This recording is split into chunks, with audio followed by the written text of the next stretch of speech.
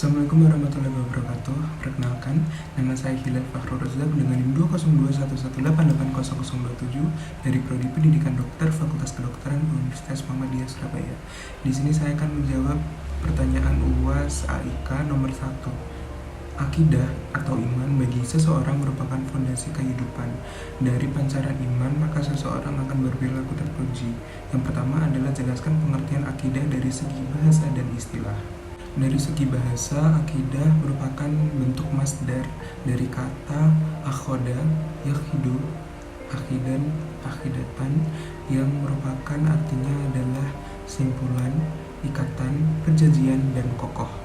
Sedangkan menurut istilah, akidah sendiri merupakan suatu perkara yang sudah dipercaya dalam hati, terpatri kuat dalam lubuk jiwa, serta berasal dari sumber yang jelas.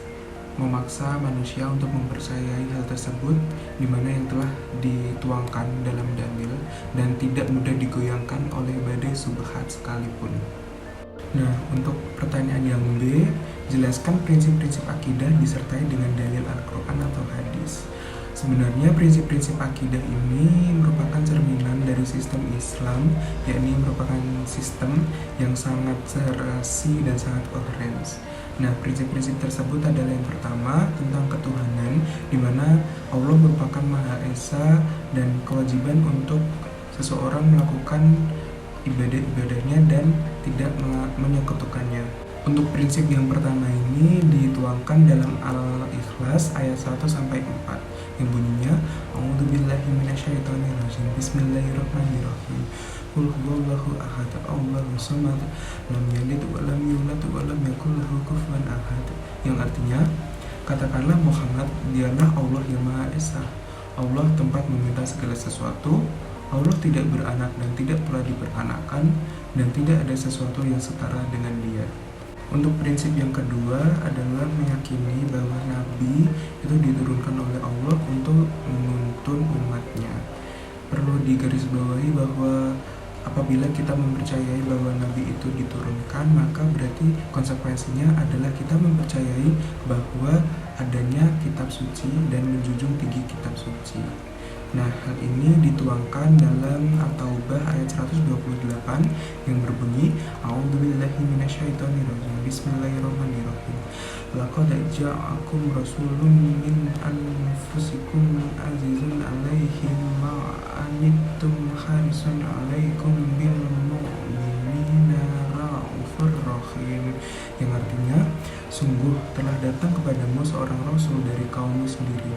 Berat terasa olehnya penderitaanmu, sangat menginginkan keimanan dan keselamatan bagimu, amat belas kasihan lagi penyayang terhadap orang-orang mukmin. Untuk prinsip yang ketiga adalah kepercayaan mengenai hari kebangkitan. Hal ini merupakan penjabaran dari suatu pemikiran bahwa dunia bukanlah suatu akhir dari segalanya. Kelak pada hari akhir kita akan dibangkitkan dan diminta pertanggungjawaban atas apa yang kita lakukan di dunia. Hal ini tertuang dalam Al-Baqarah ayat 56 yang berbunyi A'udzubillahi minasyaitonirrajim. Bismillahirrahmanirrahim. Summa ba'asnakum min ba'di mantikum la'allakum tashkurun. Yang artinya, setelah itu kami bangkitkan kamu sesudah kamu mati supaya kamu bersyukur. Untuk prinsip yang terakhir adalah keyakinan bahwa Allah itu Maha Adil. Bila kita mempercayai ini dalam hati, maka kita akan percaya bahwa Allah itu akan memberi balasan atas semua perbuatan yang telah dilakukan oleh makhluknya. Apapun perbuatannya itu, baik perbuatan baik maupun perbuatan buruk, pasti akan ada balasannya. Hal ini tertuang dalam At-Tin ayat 8 yang berbunyi A'udzubillahi minasyaitonirrajim. Bismillahirrahmanirrahim. Alaihissallahu bi'ahkamil hakimin. Yang artinya, bukanlah Allah hakim yang seadil-adilnya. Assalamualaikum warahmatullahi wabarakatuh. Saya Arvina Utami Berliana Dewi dengan NIM 2021 1880028. Di sini saya akan menjawab pertanyaan nomor 2, apakah yang dimaksud dengan akidah shahihah yang murni dan konsekuen? Akidah shahihah yaitu akidah yang bersumber dari kitabullah dan sunnah Rasulullah. Akidah yang berdiri di atas hujah yang kokoh dan berlandaskan dalil-dalil yang sahih. Akidah yang berjalan sesuai dengan fitrah manusia yang suci serta maksud penciptaan mereka di alam ini, yaitu memurnikan ibadah hanya kepada Allah Subhanahu wa taala. Akidah yang sahih memerintahkan untuk beribadah hanya kepada Allah dan tidak menyekutukannya. Akidah yang sahih akan menjanjikan keamanan yang hakiki serta ampunan Allah bagi pemiliknya di dunia maupun di akhirat. Untuk pertanyaan yang selanjutnya yaitu, apakah yang dimaksud dengan syirik dan syirik modern dan bagaimana cara untuk menanggulanginya? Syirik, sebagaimana yang telah kita ketahui, adalah menyamakan selain Allah dengan Allah dalam hal rububiyah atau uluhiyahnya. Atau dengan kata lain, syirik adalah menyekutukan Allah. Sedangkan modern adalah masa di mana kita berada pada saat ini dengan berbagai kemajuan di segala bidang. Perbuatan syirik tidak hanya terjadi di masa lalu, di mana belum adanya teknologi seperti sekarang ini.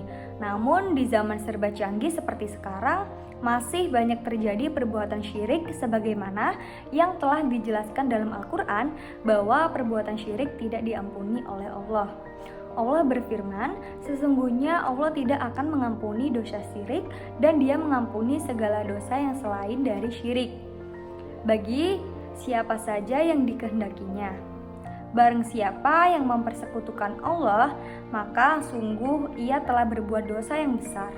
Quran Surat An-Nisa ayat 48. Bentuk syirik pada masa modern yaitu contohnya menganggap yang menyembuhkan penyakit adalah dokter, tabib, atau obat yang diminum. Padahal dokter, tabib, atau obat yang diminum itu hanyalah wasilah atau sarana saja. Yang menyembuhkan adalah Allah. Nah, selanjutnya yaitu syirik jabatan yang diperoleh karena kepintaran, kedekatan, atau kepiawaiannya dalam memanfaatkan bantuan orang lain. Jabatan diperoleh atas kehendak Allah. Nah, cara menanggulangi syirik di masa modern yaitu dengan memperdalam keimanan kita kepada Allah dan Rasul-Nya serta ajaran agama Allah yaitu Islam. Terbiasa dengan kerja keras, berdoa pada Allah dalam setiap pekerjaan yang kita lakukan, meyakini bahwa tidak ada kekuatan dan kekuasaan yang lebih besar dibandingkan dengan kekuasaan dan kekuatan Allah. Assalamualaikum warahmatullahi wabarakatuh. Saya Marisa Hilda Ulana Urifa dengan NIM 20211800029 yang akan menjawab pertanyaan UAS Al-Islam dan Kemuhammadiyahan, yaitu soal nomor 3 yang berbunyi, sebagai konsekuensi seseorang berakidah secara benar, maka dia wajib melakukan ibadah sesuai petunjuk Rasulullah Shallallahu Alaihi Wasallam. Poin A, jelaskan pengertian ibadah menurut Muhammadiyah. Poin B, jelaskan apa manfaat ibadah bagi kehidupan saudara sendiri. Jawabannya adalah poin A, ibadah ialah bertakwa atau mendekatkan diri kepada Allah dengan jalan mentaati segala perintah-perintahnya, menjauhi larangan-larangannya, dan mengamalkan segala yang diizinkan oleh Allah. Ibadah itu jenisnya ada dua, ada yang umum dan ada yang khusus. Yang umum ialah segala amalan yang diizinkan oleh Allah. Yang khusus ialah apa yang telah ditetapkan Allah akan perinciannya, tingkah, serta cara-caranya yang teratur. Lalu jawaban dari poin B, manfaat utama yang diperoleh dari kita beribadah adalah ridho Allah. Bagi seorang hamba Allah yang taat, tiada hal yang lebih berharga dalam hidup ini selain mendapat ridho dari Allah. Dalam beribadah kita harus ikhlas, harus rela supaya menjadi pembuka pintu utama dalam Allah memberikan kita nikmat, rizki, dan rahmatnya. Sekian dari saya, terima kasih. Wassalamualaikum warahmatullahi wabarakatuh.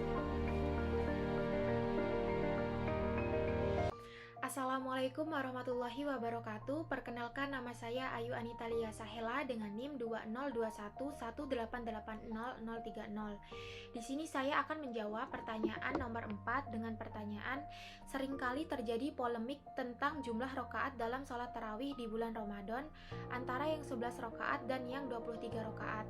Pertanyaan pertama, bagaimana ketetapan Muhammadiyah dalam masalah tersebut? Jelaskan dengan disertai dalil.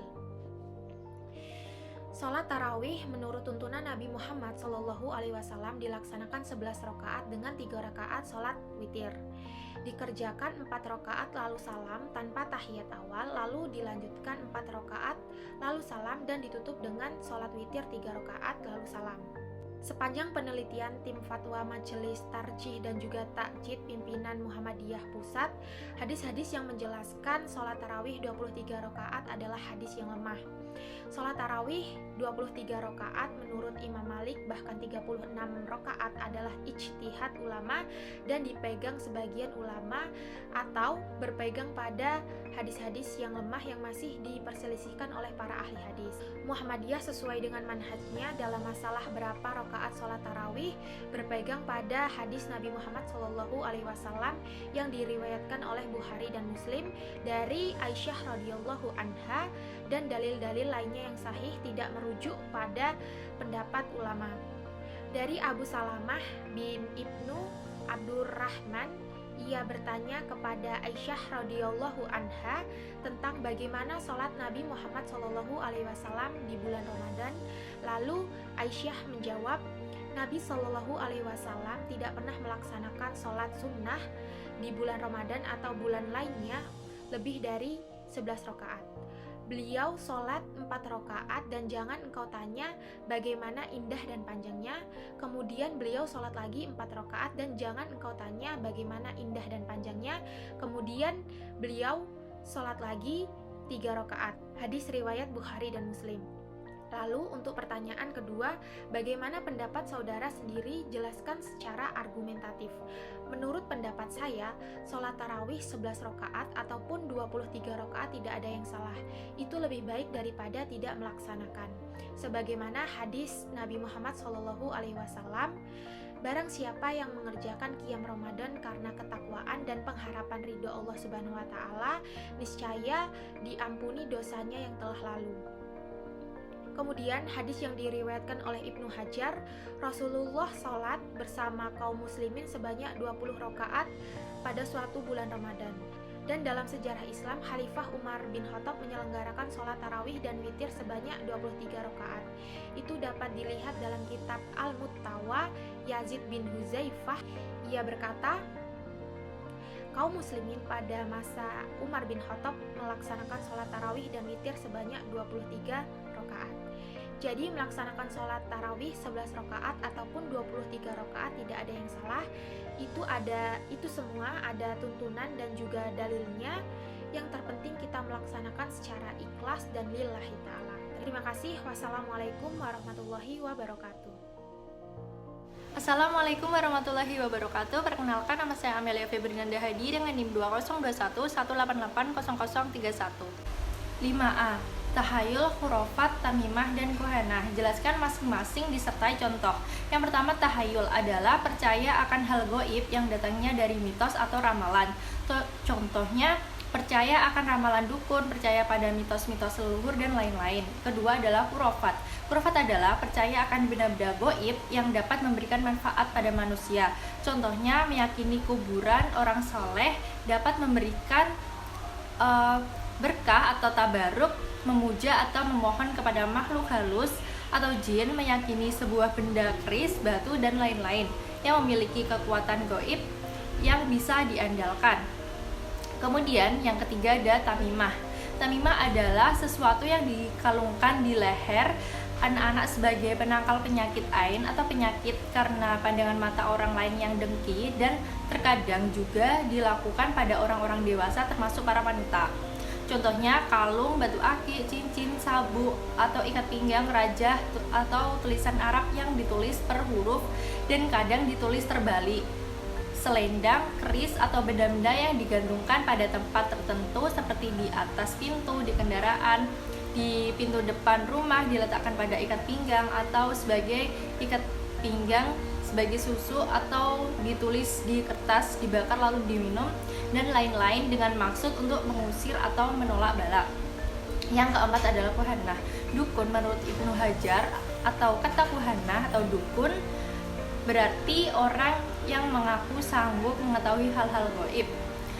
Imam Al-Jauhari berpendapat tagut adalah dukun atau tukang tenung.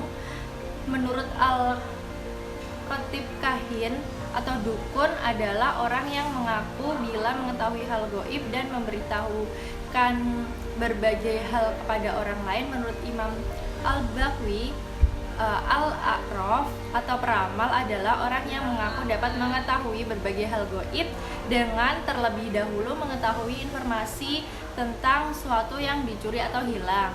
Contohnya saja datang ke paranormal ketika sedang susah atau terkena penyakit.